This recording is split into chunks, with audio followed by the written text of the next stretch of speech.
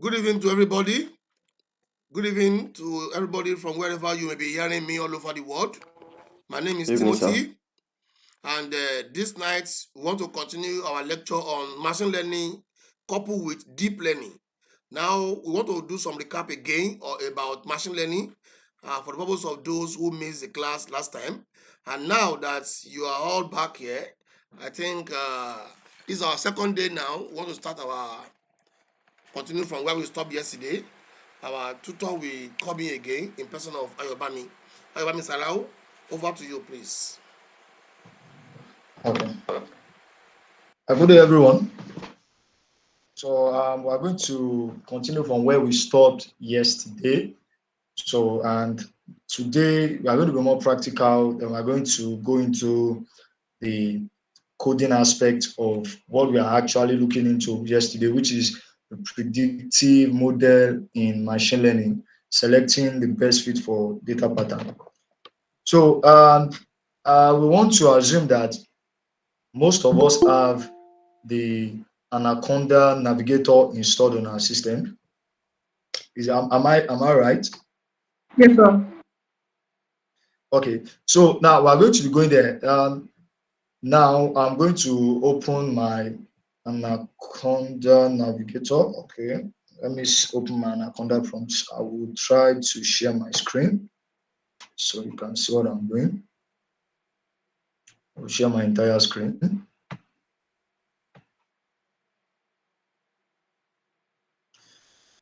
So I hope you can see my screen.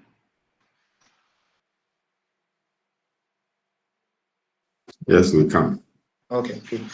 So now I'm going to look for Anaconda prompt. So now this my Anaconda prompt is the easiest way to access my Jupyter notebook because the coding environment we want to use is the Jupyter notebook to actually run the analysis that we want to run. So and if you have installed your Anaconda Navigator, then you can actually go to your Windows search bar and you can type Anaconda prompt. You can type it in full, just like this. It's going to show this. Then I click on it. So if I click on it, then it's going to come up this way, just the way it is showing here. So I'm going to wait for it to give me my C directory so I can type in Jupyter Notebook so I can load the Jupyter Notebook. So I'll wait some seconds more so it can come up.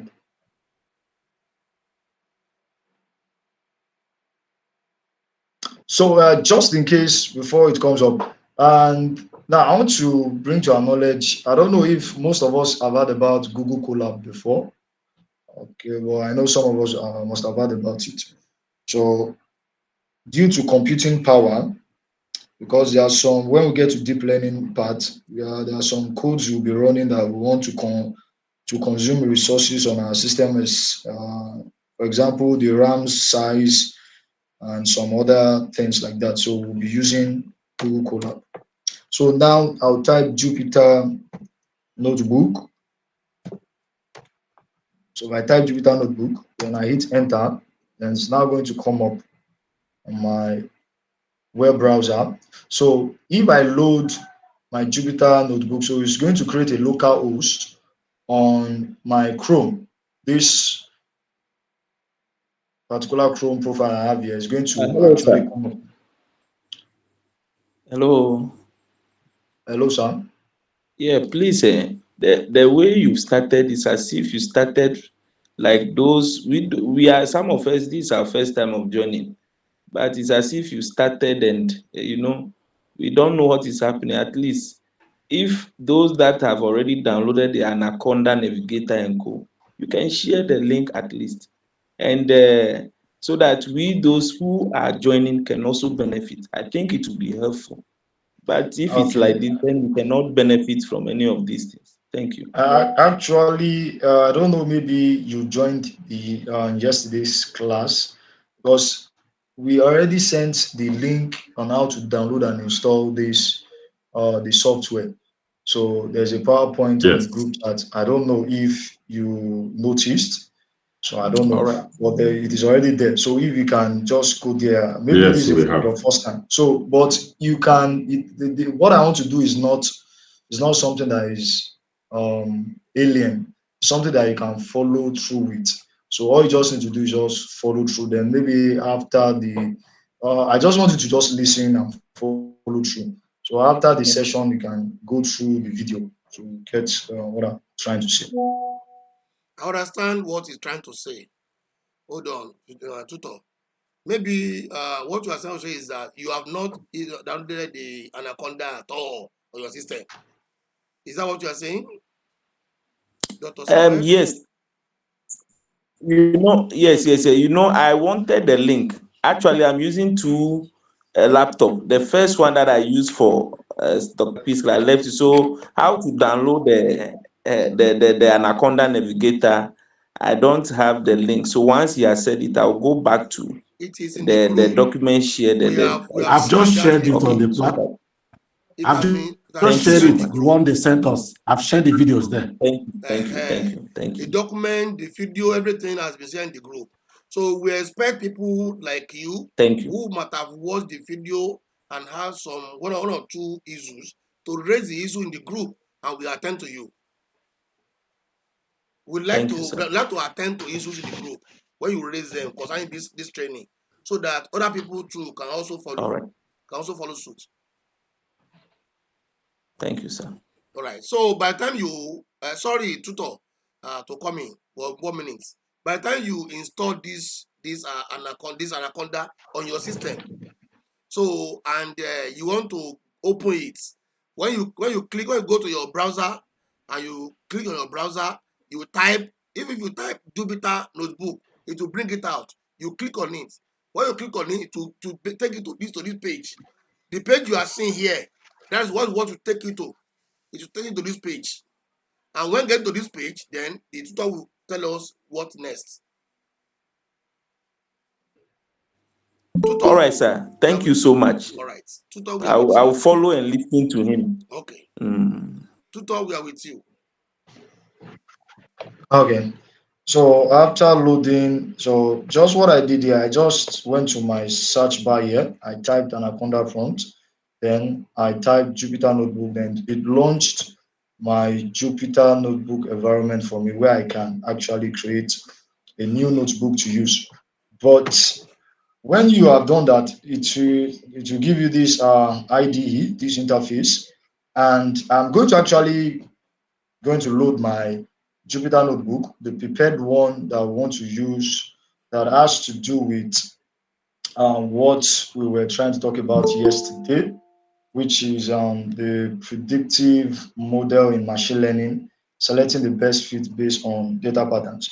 So all the analysis run here. I want to show us in the Jupyter Notebook environment how I came about getting all those results, which is in chapter 4, and the discussion of the result, which is in chapter 5 as well. So we stopped at the methodology yesterday. So, but mainly looking at this aspect here, which is the model implementation. So where we talk about collection of data and we do data preprocessing, feature engineering, then exploratory data analysis. Then we go ahead and implement the model. So this is it. I will try to go to okay. So I'm going to the directory. So the directory where I have my Jupyter notebook that I want to load is in the download directory. So I already clicked on it. So it's going to come up Hello, so I tutor. can. Hello, tutor. Please, Hello, sir. I would like you to please explain to them, for those who are newcomers, the upload and the new. Upload and the new. Okay, sir. This upload you are looking at the top, then and the new. Yeah, I'll come back to that. I want to load my Jupyter notebook first. So when Okay. I load it, I'll come back Okay. to that.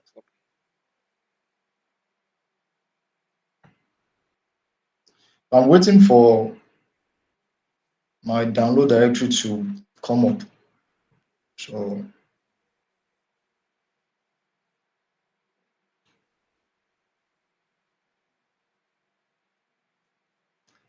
before it comes up, about this new year, what this new is about is if I want to create a new notebook, Jupyter notebook, so I can click on new. If I click on new, I'll say I'll click on Python 3 IPY kernel. So if I click on it, it will automatically generate. Come in. Let me cancel all of this.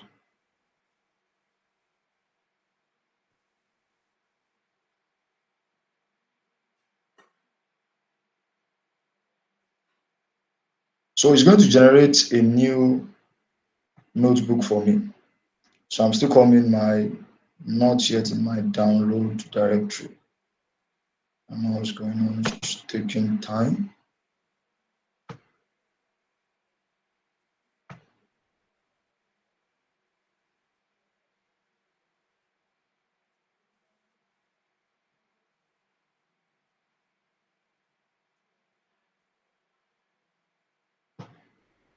Okay, okay, just got there just now.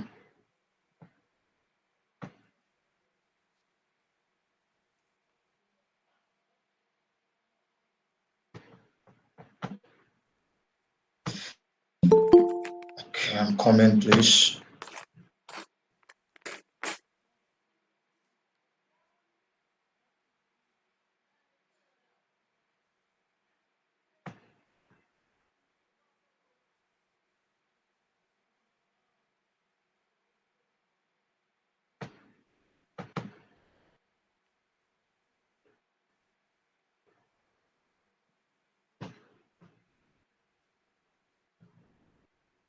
Okay.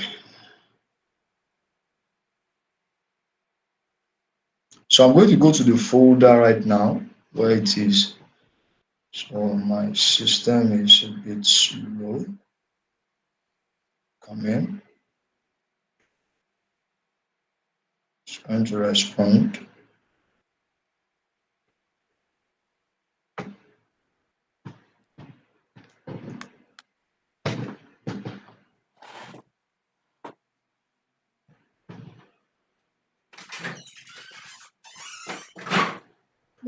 Before it comes up, let us go to this place here. So don't waste our time. So this is just the way it looks like the notebook, but this is the notebook in the VS Code environment here. So we can open the notebook using VS Code actually. So talking about the predictive model in machine learning, selecting the best fit based on data patterns. So now this is what the analysis is all about. Now, when we talk about the analysis, the thing there is that there is a data, and we talked about cargo. So the data used in this notebook is the Titanic data set, which is a very popular data set. And it provides information on the fate of each passengers on board the vessel when it tragically sank Median voyage in 1912. So everyone knows this. So include passenger information, including the age, sex, ticket type, and cabin. So, and also the challenge set by Cargo using this data set is to build a predictive model that can determine whether or not an individual would have survived the 1912 tragedy. So, we want to create a predictive model now. So, we have a goal, and the goal is to create a predictive model that can determine whether or not an individual would have survived the tragedy. So, and how can we do that? First of all, we need to understand the data, like I said yesterday. So, what we did was this. First of all, when you are working in as a data scientist, or let me put it this way, as a data enthusiast, you need to first of all, before you start any work, you need to import your libraries and the data. That's the first step. So I first begin by importing all the libraries that will be used at some point throughout the project. So, and what I did was I actually brought in Conda install C Conda Forge SG Boost. That is to actually install the SG Boost library. And Excuse me, sir. yes, Sir, the data set you sent to you.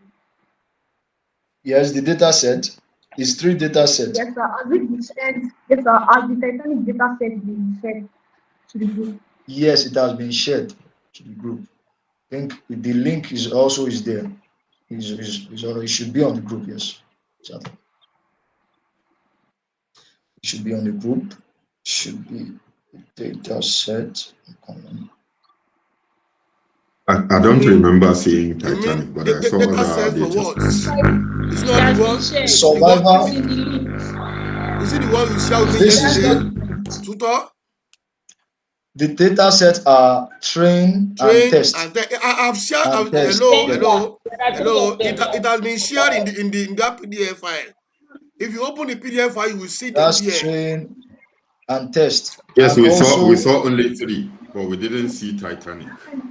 yeah, no, it's not titled Titanic. It's just it's split into 3. The test, we have the train, and also the last one, which this Gender is it. something. The Yeah, last one is gender. gender Maybe it should be something. it. Gender something like that. Gender, exactly, Exactly. exactly. So that's it. So So those now this ones, was what happened. go and download them to your system.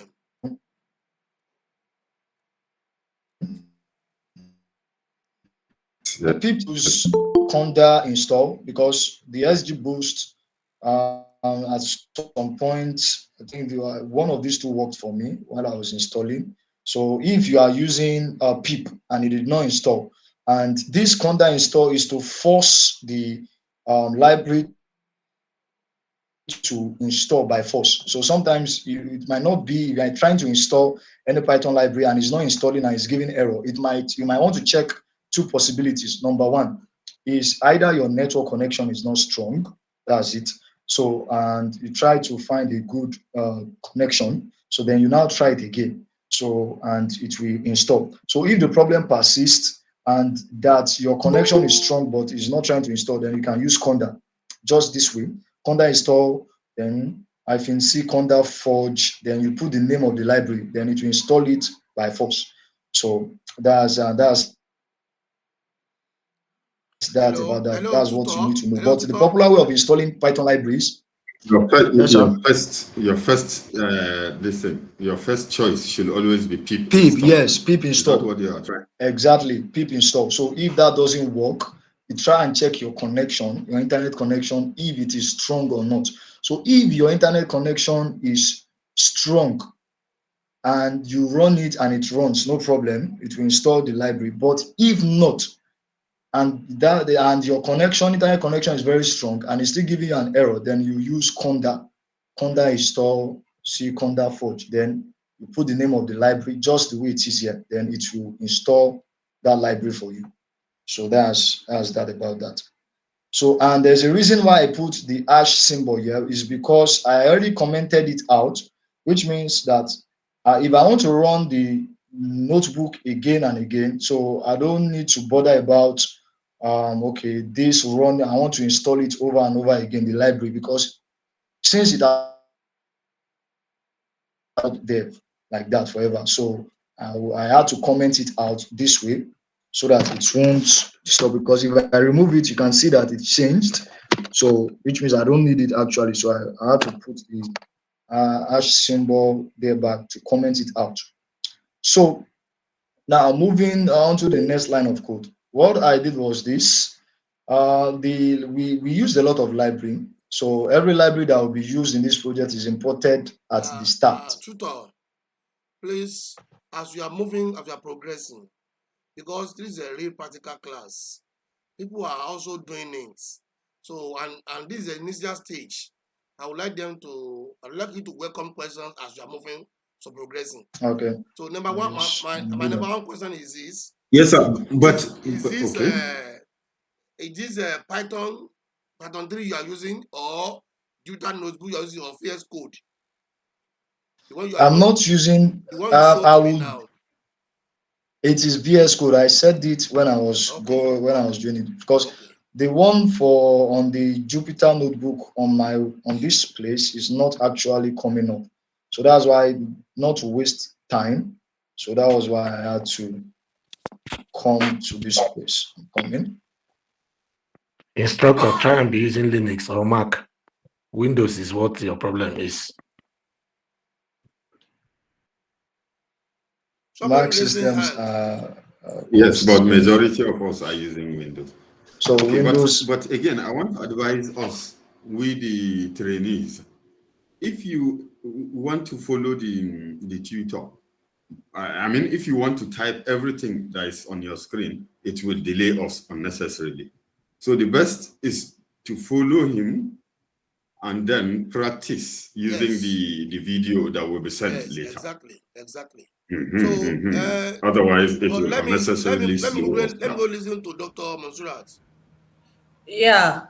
The question I wanted to ask, you already asked. I wanted to ask that, is it working in the Python notebook, Jupyter notebook, or VS Studio? And he has Yeah, answered that. you can work in any of the environment, All right. provided that you have the necessary plugins installed. So, but preferably for beginners, for book environment. It's all right. So That's that's just one. it. Then secondly, are you going to make this notebook available to us? Exactly. All Yes, it will right. be made available. I think it should be in the link. Yes, you have access to it, definitely. All right. I Thank would you. like you to let us work on Jupyter notebook instead of a VS Code for now. Yeah. Yeah, We're just yeah, beginning. Uh, I'm trying to do so that. let us stick to one particular area at the beginning. By the time we get to the middle or advanced stage, then we can now shift again to another area to know that area also. Okay, come in. I'm working on it. Hello, sir. Hello, Mr. Kazim. Yes, sir. Good evening, sir. Good evening Good to you, evening. sir. Yeah. First and foremost, I want our tutor to help us to zoom his screen a little bit, because those items are somehow appears Tiny. to be small. Okay. If you can just help us to zoom it out a little bit, Okay, that I'll is do that. Okay. that is number one. Then the second one has to do with the platform we are working. Just like Dr. Timothy have said, it will be better for us to stick to Jupyter Absolutely. than going to VS Code. And probably if the tutor can just give us the difference between the two, if there is any, and what each of them are being used for, because I want to believe that there must be certain things that makes the two to be different. Although there may appear to be similar in terms of coding, but there must be a uniqueness for each of the two platforms. Then the third aspect is just like should I say an appeal, or just a kind of something sharp, that before we start the coding aspects, it will be good for us to have a view of how the data looks like. If the tutor can just let us see the data sets before Okay. we now venture into the coding aspect, I Excel. think it will be, In Excel format. yes, Exactly. either in Excel format, yes, in Excel Yes. format, Yes. yes. I think But that that, but was that Because has been sent now. But the data has been sent to us. Yeah, yes, Yes, it has we been might sent. It have, has been yes. sent, and I've opened it yes, and If seen you it. open it, you will see it. Just a table of Yeah, values. Yes, I saw it. I am in support of what Mr. Kazim or Dr. Kazim just said. If we can have an overview of the data, the better. We have just to have know an overview of, if we have to know if the data is already cleaned or not. If you have to make some adjustment before we proceed on the machine learning something, because from the little experience I have, most data that you have access to, they are not data you start to work with directly unless it has been cleaned They or train some them. things has been done Yes. on the data. So that is not, it's a good idea if you have an overview of the data so that we can know. That can also give us an insight of the type of model, if it's a categorical or classification or whatever. I think it will help us as beginners. It's a good idea. Please Yeah. show that data to us. Okay. In Is So it okay, the I first will one? Is advise. it the train I would. or the train data we are opening? Is it the train or the test? Which of the two? the two I datas. would. I would want. Hello, sir. I want everyone to just please follow me. So I get what everyone is saying, but we are not giving me the room to actually do what I'm asked to do. So, and about that, I will do that now. So Is that the about the data itself, everything is here actually. So, and I said the experimentation environment, we are using Python. So that's what we are using. So, and it's a high level language. Fine. And it's used for data science. It's popular because of it's being used for data science and AI and data analysis and so on. So now back to what is here. I was talking about the libraries we are going to use. So the data handling and processing, we are going to use pandas. So pandas we use to import the our data set. So and we use NumPy for it's called numerical Python for manipulating or whatever it is we want to change in our data set. So and we also import matplotlib or pyplots, and these are data visualizations and images, and Seaborn as well also is also a data visualization library in Python. So now the other parts pipeline and the machine learning algorithms that we are using, yeah, which we imported from sklearn, which is known as scikit-learn. So we imported from sklearn preprocessing, brought in label encoder, and so we brought in standard Scala, and from sklearn neighbors, k neighbors classifier, logistic regression, random forest classifier. We brought in SVC, support vector classifier, SGBoost classifier. We brought in gradient boosting classifier, extra trees classifier. You can see other boost classifier, Gaussian process classifier. So these are Gaussian, NB, Bayesian classifier, voting classifier. All these are machine learning algorithms that we can actually that want to use. Basically, I said we are using 11 algorithms, 11 machine learning algorithms. That's what we are going to use. So now for the model fine-tuning and evaluation, what we are going to bring in is we are importing a cross validation score, grid search CV, and cross validation predict and model selection. And also we are adding system, and if not system dot warning options, then warning dot simplify filter ignore. So this is to actually help us to actually suppress any warning that it wants to give. Sometimes when we want to run some particular line of code or some algorithms, if a warning comes up, it will not continue with the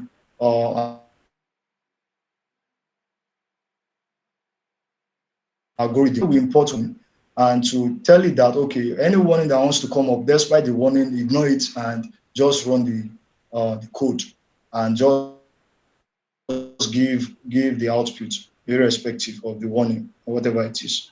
So that's about that. So like I said, you can see here NumPy, Pandas, Matplotlib, sklearn, Seaborn. So now this is just the way the data looks like. This is the data set. And the data set on Kaggle. So, and it's a website dedicated to providing up-to-date statistics and data related to data science and machine learning. So, we have the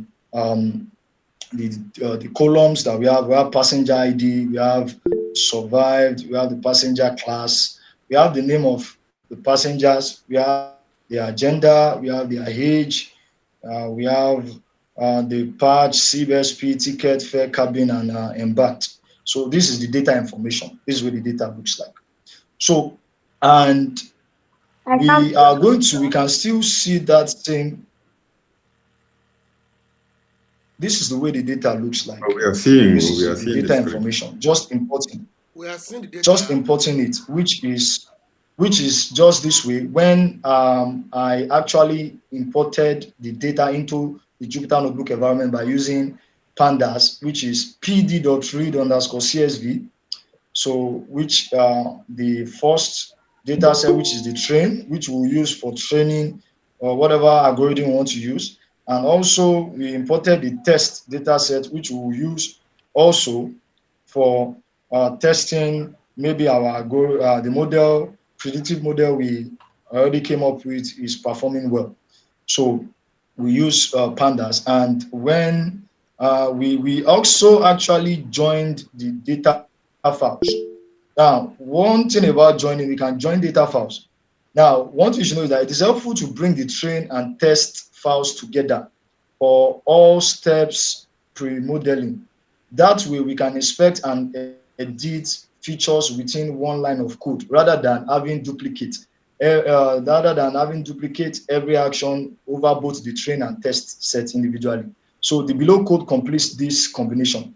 For example, now you can see that we imported two data sets, which is the train and the test actually. So now what we did here was to join them together, because if you want to preprocess the train data set and the test data set, it's we can't do it separately. It will be tedious. So we just have to do it all at once or together.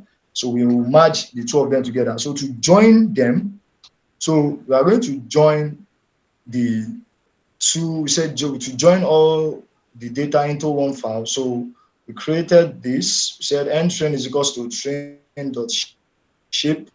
Then we chose the index, and n_test is equals to test.shape. So now this that we have here, now we can now create y_train variable, created a y_train variable, which we will need this when modeling, which is to train our model, but not before. So we have the y_train is equals to train, and we picked survived.value. So what we are picking there is picking survived. So if you look at the this thing, our data information, you can see we have survived here. You see it. So that's what we want to train. So this is what we want to predict. So we are going to have the y_train y_test. We are going to have the x_train x_test actually. So, but here now we just pick survive because we want to, the main objective, if you recall, is that we want to make sure that if we can predict whether or not an individual will survive. You get what I'm trying to say? So that's just the output, what we are interested in. So it's just like saying, okay, will it rain today? So yes or no. So that's what we're interested in. And there are a lot of factors that we can use to actually predict if it will rain today or not. So that's the reason why we chose survive, since that is the objective of what we want to do. So now also we say saving the passenger IDs ready for submission file at the very end, which is passenger ID is equals to test. So that means to test using the passenger ID and creating a new all encompassing data set. That means joining them together. That means the train and the test data set, we concatenate it using pandas. Yeah. And here actually we now print the overall data shape. So we used data.shape to actually see that. So we said you should print using, we said data is 109 rows and 12 columns, which we can see here. That's 1, 2, 3, 4, 5, 6, 7, 8, 9, 10, and then 12. So, and which we have the rows, 1,309 rows, which we have here. So 1, 2, 3. So indexing start from 0. But here we just only show the first 5, which is the head of the data. So as we can see from here. So now we'll go to inspection. So what is inspection? This is what I call when you add your data using pandas and you want to see first-hand information about how your data looks like. You can use the data.info. Now, why did we use data? Data, if you recall, that's the name we called our data, this thing, the data we imported. If you look at this place here, so though initially we imported string and test, but here while we joined the train and test data set, we named it, we gave it another new name, which is a variable, which is, so that's why we now use data info. So the info here is going to actually return the information to the data set itself. So it shows us that it is a pandas data frame, and the entries are 1,309 entries. So, and the columns, we have 12 columns in total. Yeah, everything just the way we had just placed in the mission played here. So showing us the no count. So it's showing us that this is complete, passenger complete. This also is complete. So this its name is complete. It's P passengers class is complete, but there are some other places like just 205 and is 1,046, and the survived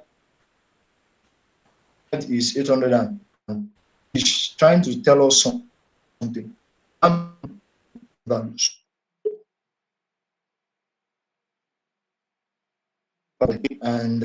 the as well means to complete 200, and we have some.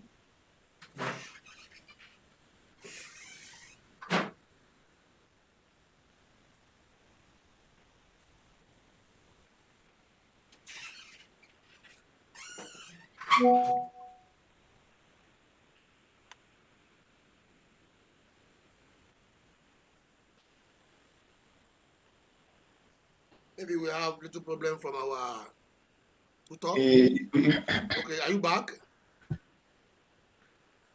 Our tutor, are you back? Our tutor, are you back?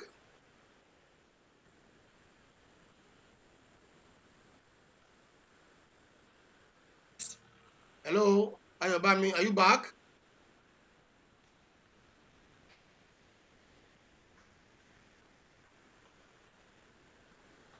It's like he's having network issues. Yeah, I guess so. I think he's having network I problems. am back. I am back, sir. Yes. Okay, we can continue.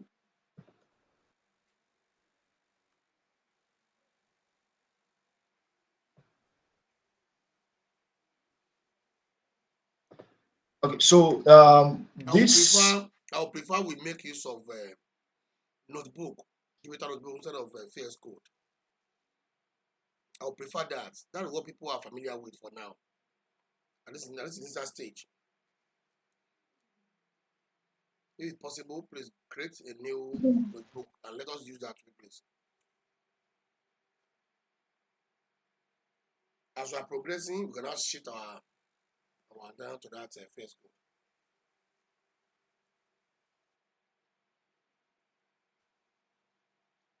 So I want to ask a question whilst he continues with what he's doing. Can you now see? About him Can you now see that? importing. Hello, sir. I'm coming, sir. Can you see that this notebook now is more clearer? The background is so clearer and so sharp, more clearer than that of VS Code for lecture, for teaching. Yes, exactly. It's more clearer. Then he should zoom out his screen. He has already zoomed in, so it's more clearer. Okay, so can Yes, we proceed? yes. Can we So continue? who has a question? What is the question here? Yes. Yes, I was the one. Now, during the time that he was actually showing us importing NumPy and Pandas, it came to a point where he said we are importing 11, that is pipeline and machine learning algorithm. I want to ask, is it in all cases that you need to import those 11 items, or there are situations that bring about the import of that particular listing? Thank you. Okay, so to answer your question, sir, due to the fact that we are trying to create a predictive model and we want to select the best algorithm that will work for this particular data set we are considering. So that's why we imported all this.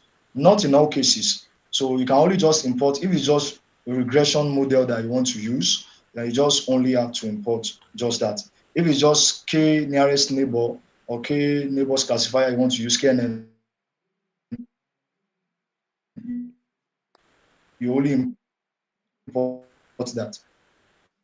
So, but in this, the data set, the pattern hidden in the data set. I hope I'm clear, sir. Yes, very, very clear. So what it means is that in any case where someone would like to use predictive model, he can be able to import all this just to help him get the best model for whatever he wants to Yeah, do, yes, right? exactly, sir. So that means, because let me now clear it again, bit further. For example, there are some particular data sets. For example, when it comes to classification models, now classification like random forest, k-nearest neighbor, decision tree. So those ones, and ensemble tree classifier, Adabus classifier. Some of all these are going to are also, like, you can consider them. You understand what I'm trying to say? So then, when you consider them and use them, any ones that give you higher accuracy, you can now choose.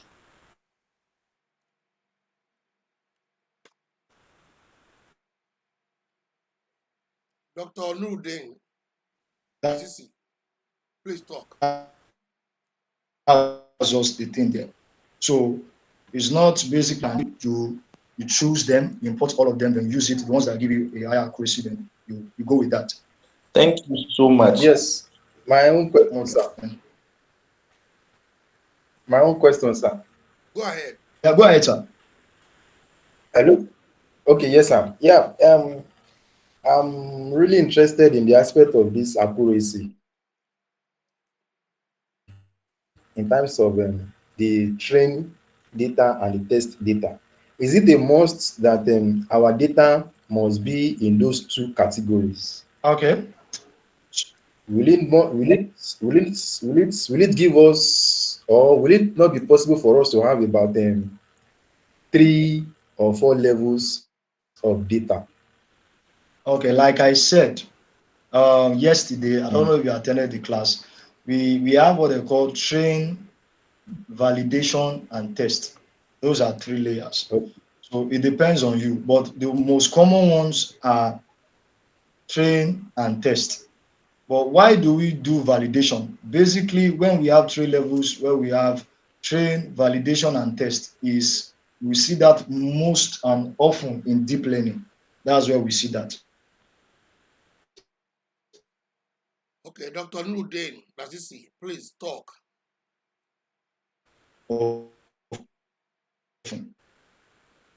So, Hello. but in the case test, so I Sorry, hope you let me get. just I hope you get that. So those yeah. data, So the thing I just wanted to say is that in practice, you're going to have data, just one data. Yes. Then if you want to implement all this,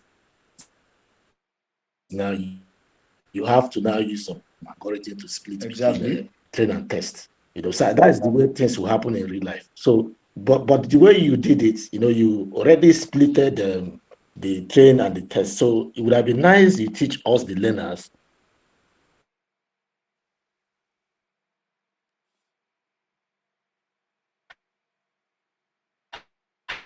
how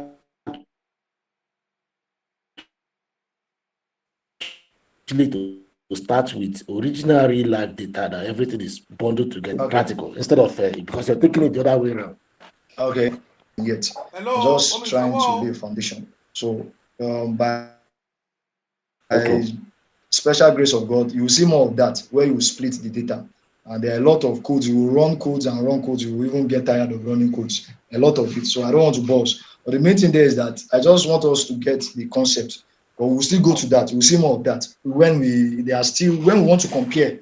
Because there is also a part when we enter deep learning, we will be comparing deep learning architecture with machine learning architecture to see which one actually gives a higher accuracy. So there is a particular class for that. So that will be on Thursday. So we are going to look into that. So we are going to look at the data and we are going to use a deep learning architecture and we are going to use machine learning algorithm. So we want to see the one that gives a higher accuracy. And there, the data we are going to use, we are going to split it, which is going to be in train and the test. So in the deep learning part, it's going to be train, validation, and test. So we will see that. So I have that's also I can't skip that. So because it's very important. So I hope I've cleared the HESA. Yeah, go ahead. Okay. So I was talking about the initial inspection. So we use the .info in Python. So to actually get the first-hand information about our data, to get the data type, to get if the data is complete or not, and it gives us the column. So now here we can see a mixture of numbers, which is float and integer. So and words as well, which is object in this data set, and some missing values that we will need to take care of later. So machine learning does not take kindly to missing values. That is, it will not work. So we need to fill them in somehow. So this is where exploratory data analysis is very important. For example, now, if someone just import a data now, and the person just go into selecting the machine learning algorithm he wants to use, and they start training. So the person will have crisis, or the person will run into crisis because there are good values there. And this is telling us that out of the 1,309 rows that we have in the data, in the whole data, then all of it is populated. None of it is here. Is telling us in the survived column that is only 891 rows that is filled, while the rest is not filled. So that's just what it's trying to tell us. So which means that machine learning does not take kindly to missing values, that we have to, one way or the other, we must make sure that those missing values are filled up. So now for reference, here is a description of what each feature contains. Now the passenger ID, which is the unique identifier in this data file, is survived the fate of each passenger, which is the target variable here. We have the P class, which is the ticket class, the name, that's the passenger name, sex, the passenger sex, age, passenger age in years, the SIBS SP, the number of siblings or spouse also traveling, the PR, the patch, the number of parents, children also traveling, tickets, the passenger ticket number, fare, the passenger fare, cabin, the passenger cabin number, and embarked, passenger spot of embarkation. So here now, also part of exploratory data analysis actually before we continue, I would like to tell you that the requires next of, hello, tutor, yeah, please I'm with you, sir. let us know that in the next few minutes, this class will come to an end, and I'm going to give you another link immediately. Okay, sir. And also, let's allow Dr. Nuruddin to ask his question. He has been raising his hands up for the past few minutes. Dr. Okay, Nuruddin, sir. please, what's your question, please? I saw your hands raised up. Dr. Nuruddin, you raise your hands up, please. Is there any question? It prob- He probably has forgotten that he has risen his hand. Okay, Hello, please, sir. let's continue. Okay. Hello, sir. Hello. I have one clarification with the data sets.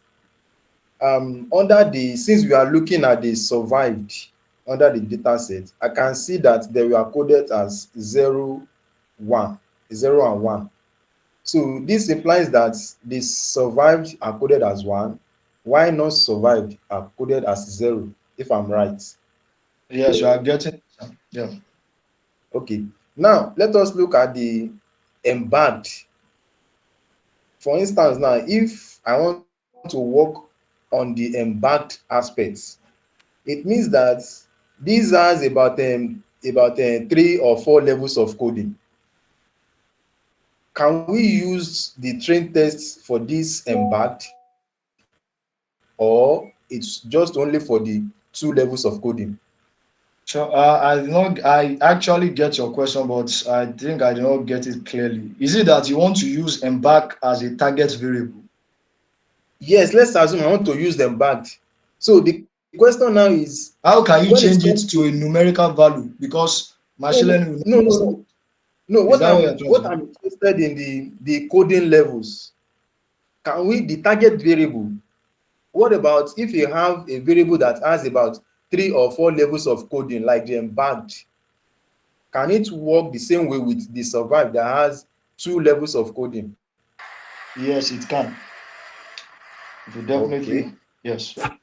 So Sorry, can I suggest that we leave the instructor to finish, then we ask questions at the end, so that we can make progress. Exactly. Then an Exactly. observation. So the instructor and the team have Okay. team. The time is very important because for people joining probably from outside Nigeria, the timing difference because it's 5 minutes to 10 Nigerian time. So if where there are time differences, if we are extending it outside beyond 10 p.m. Nigerian time, then it means something else for people joining from outside the country. So I think we may have to consider that timing. Thank you. Okay. All right. Thank you very much. Please continue, please. In the next few minutes, this thing will come to an end. I'm going to share another link. And that another link, we are going to extend our time to 10:15. So 15 minutes after this, after the scheduled time is not too much. Please enjoy with us. We are going to meet up with our time next time.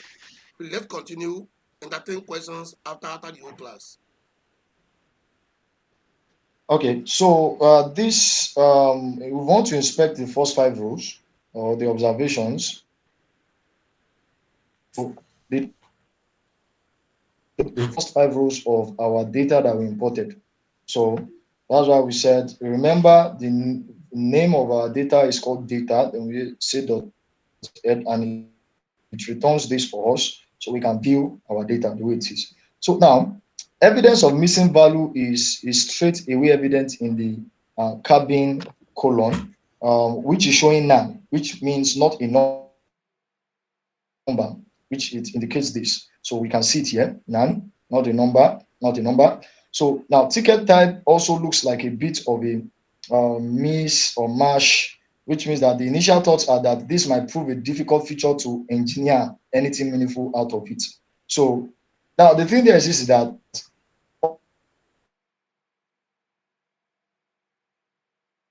all these things, it doesn't even, data will come in some ways that it will look or prove like it's not useful.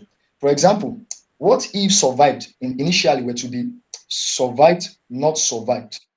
Survived, not survived. And it comes that way that is written in as an object, which is in words. So there's a way we can actually turn it into a numerical value.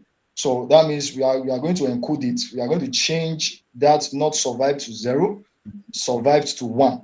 So that we are going to get to that part in another data set entirely, which we will see. Well, but for this particular case that we are seeing here, so we will just stick to what we have here. So now, after we see what is happening here, so where we see that there's evidence that there's missing values, and here also this ticket is something that is not quite meaningful. You have both objects and both numbers together. So now let us try as much as possible to get a descriptive statistics of the data itself. So now to do that, we are going to use the .describe function. So now the .describe function actually allows us to get a summary statistics, which is going to give us the counts for this mean, standard deviation, minimum, the 25 percentile, 50 percentile, some 50 percentile, and the maximum for the numerical variables. So for example, if you look at this head of the data, you can see passenger ID, survived, passenger class, age, siblings and spouse, parents and children. So these are numerical columns. So you can see that it's all returned here. So the ones that are not numerical, it doesn't have anything to do with it because we can't find the summary statistics of descriptive statistics of objects, which is name and ticket, which is together with numbers and alphabets. So here we can see this. We have the mean for the passenger ID, the survived, this is the mean, and so on and so forth. So we can see all this here.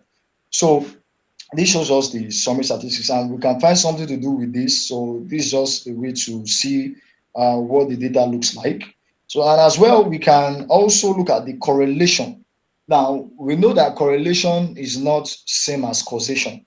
Now, because two things correlate does not mean that that thing directly affects the occurrence of that thing. So here, we just want to get firsthand the relations, the correlation between um, the variables that we have here in our data. So to do that, we use the .core function. So we say data.core, then it returns the correlation. So obviously there will be a perfect correlation between passenger ID and passenger ID.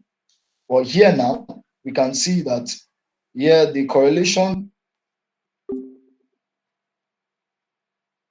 basically there is only, we can say only between passenger class and fare that we have a negatively moderate correlation, and the rest are just fairly weak, negative weak correlation, positive weak correlation, which you can see here from the values that we have here. So every column that is either an integer or float can be described. So taking the mean value of the survived columns, we can see that 38% of passengers within the train set survived when the Titanic sank. So, which we see here, 38% of the people survived.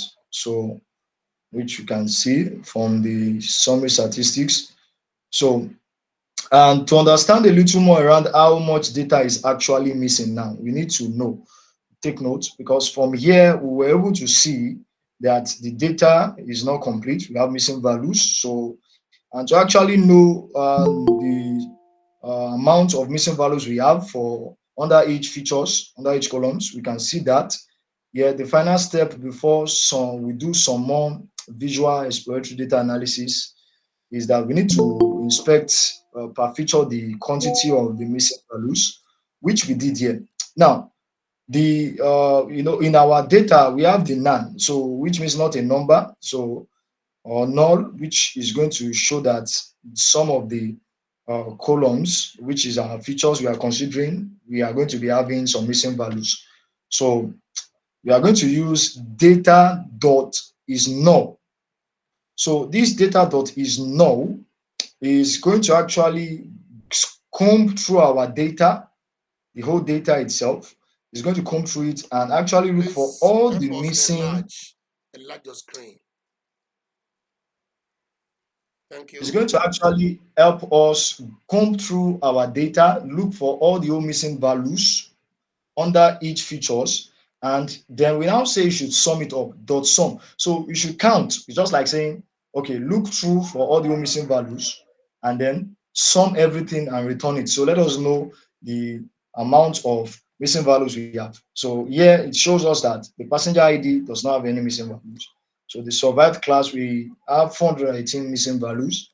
Passenger class name and sex doesn't have any. The age is 266.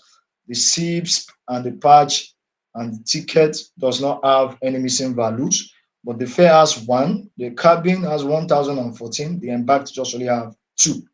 So now there's going to be a complication for that because we can't use missing values, because if this survive is our target variable and we want to use the rest of the just name, sex, and every other thing, and age also, to actually train the model, to use it as the feature to train, if to know if not. We can't go ahead and train because we want to use age. If age is going to contribute specifically to the model, so, and we have 263 rows, data points that is missing. So that's going to, is not going to speak well. So it won't give us what we want. So we need to find a way to actually populate this missing column, missing space, and for the cabin as well, and for the survived as well. So need to do that. So the thing there is that age and cabin are just the main culprits. So we'll come back to this little later on how to populate them. So now, after we have seen this, just like we said that we need to do some little data, that is exploratory data analysis. So which we have done, which we were able to see that our data have some missing values. We described the data and we're able to see to know the number of missing values per features. So now let us do some visual data exploration. So now the main thing there is this, is that for visual data exploration, before we can know how much or little feature engineering is needed, because now feature engineering is going to be needed after we have done exploratory data analysis to see, okay, if our data is cleaned already or if it's not cleaned. Okay, how does the data looks like? Okay, do we have missing values? What can we do against the missing value? So we need to visually look at the data. So before we can go ahead with feature engineering, so we need to have a good sense of what we are working with. The simple explorations discussed above are useful in terms of just getting a holistic view of the overall data set. But to understand more about specific features now to go in depthly and see what's going on. So it is considered best practice to visualize it first. Now, step 4 walks through some simple visualizations, beginning with a correlation matrix. Now this is the code we is going to give us the correlation matrix. We're using Matplotlib. So using Matplotlib is going to give us a correlation matrix between all that is between the features that we have. So here is the correlation um, matrix visualization, which you can see here.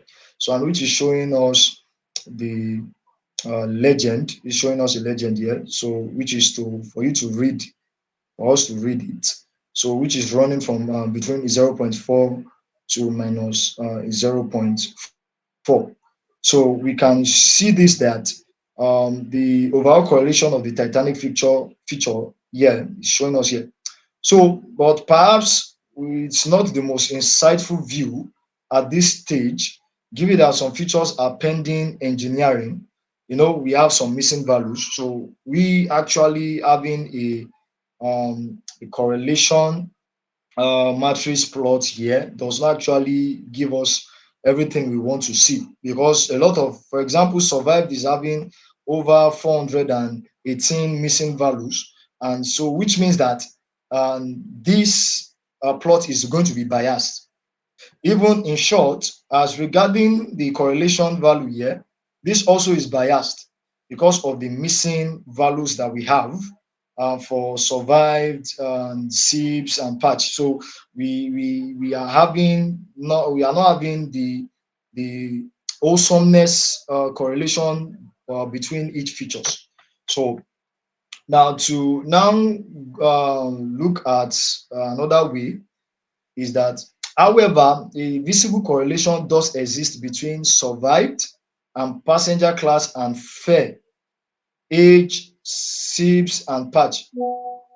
So would also seem like logical predictors, and it would be expected that after these variables have been preprocessed, their correlation to survived will increase. So which means that those missing values, after we have preprocessed them, then we should be able to have a reasonable value for the correlation.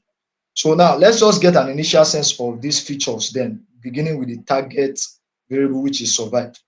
Now, looking at survived itself, we plotted for survived.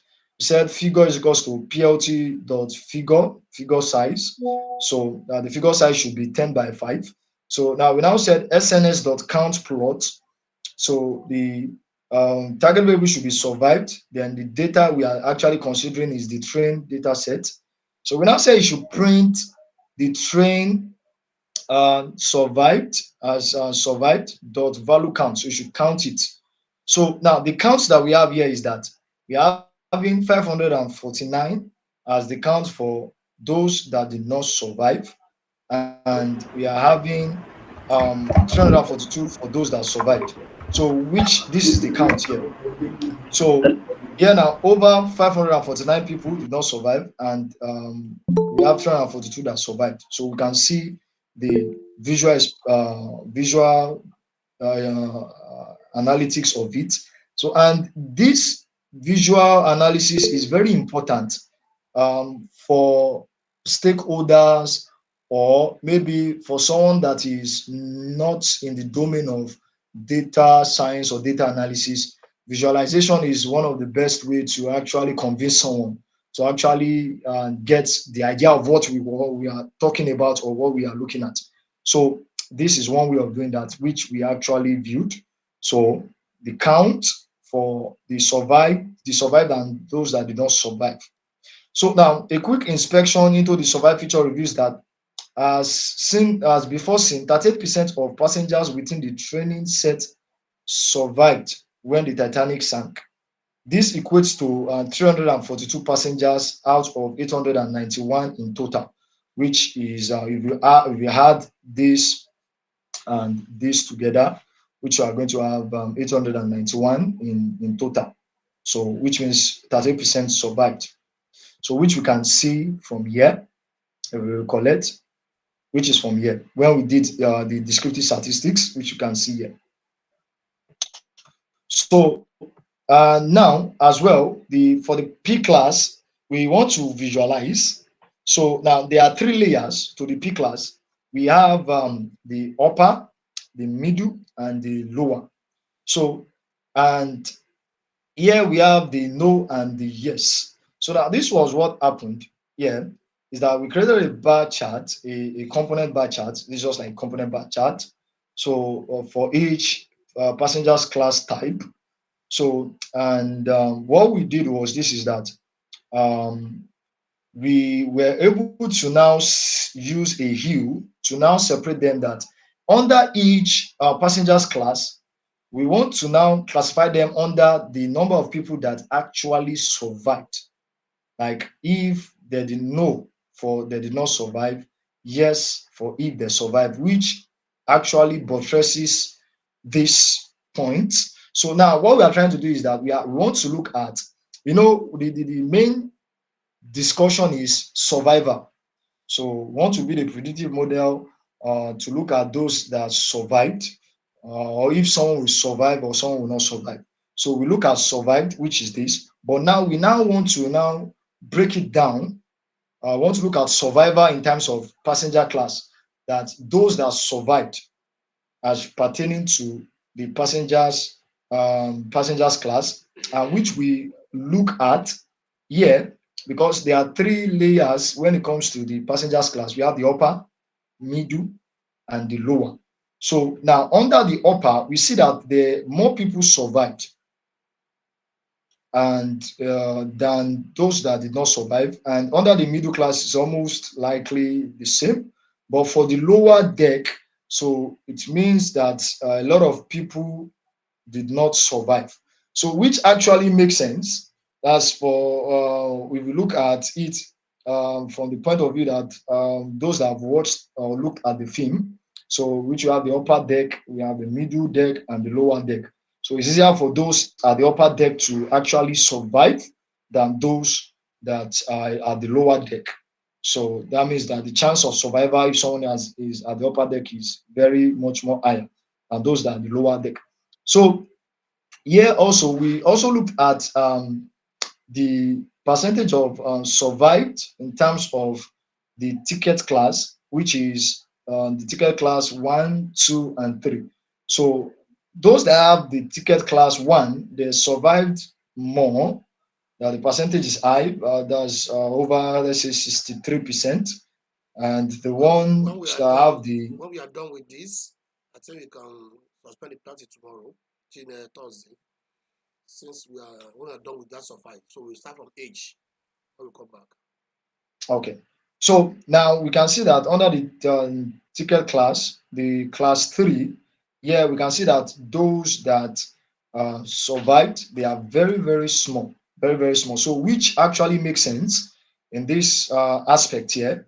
If you compare this, we said the upper, yeah, which is for the ticket class. So we have here as the survivor is high, and here also for the middle class, the survivor is also high, but for here, the survivor rate is not actually high. So, and this is with respect to the survivor, whether someone survived or not. And the reason for this is to actually look at and get insight, because basically exploratory data analysis allows us to be able to see some hidden details about a data. So if we don't do a thorough exploratory data analysis, we won't have some ideas or some hidden insights that are in the data. We'll get to see them, and we'll get to see which features we can use and how we can go about which model to use or which features not to use, or whether to combine two or more features. So, and that's just that about that. So on this note, if there is any question, so I would like us to ask the question. Question time, please. Within 5 minutes. Yeah, yeah. Hello, facilitator. Thank you so much. My name is Akim. Okay, sir. Yeah, please. My question is this: do we use the first 5 paragraph, or we have been using the whole data set? We have been using the whole data set. That one, the .head is just to show us the first 5 rows of the data. That's not what we are using. We are using the whole data set when it The whole comes to. data set. Okay. Yes, exactly. Okay. Thank you. You're welcome, Question. Mr. Akim Arebigbe. Okay, question. Okay, sir. Yeah, thank you very much for a very, very brilliant presentation you're doing. I really like the way you're doing it. Yeah, but I want to ask, in this analysis you're doing here, Yes, sir. this chart you're plotting the train test, the train data, not the Yes. full data. Why? There's a reason for that. So which we will actually still get to actually. So we are going to look at the test as well. We have not gotten to that aspect.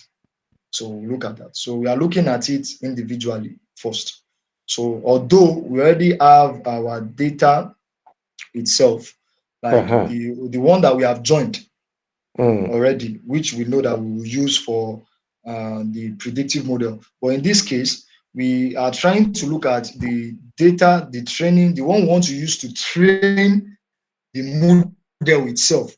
We want to see if we need to change some things, or we need to add some things, or we need to create another column, just like doing feature engineering, to see if there's any other thing we can do. We just want to make sure that the data itself is actually okay. So that's why we are looking at it. All right. Another question? Okay, sir. Yes, I think I have one question. And during your in fact, you did so well. I just love your presentation. Please, there were 2 things that I didn't get from your presentation. One is you didn't talk about outliers. If they are, how do you treat them? Then the second one has to do with Okay. we identify some missing values in the data set. How do you also Yes. treat them? Because I'm sure that before you start doing all these things, you should be able to address all those things before.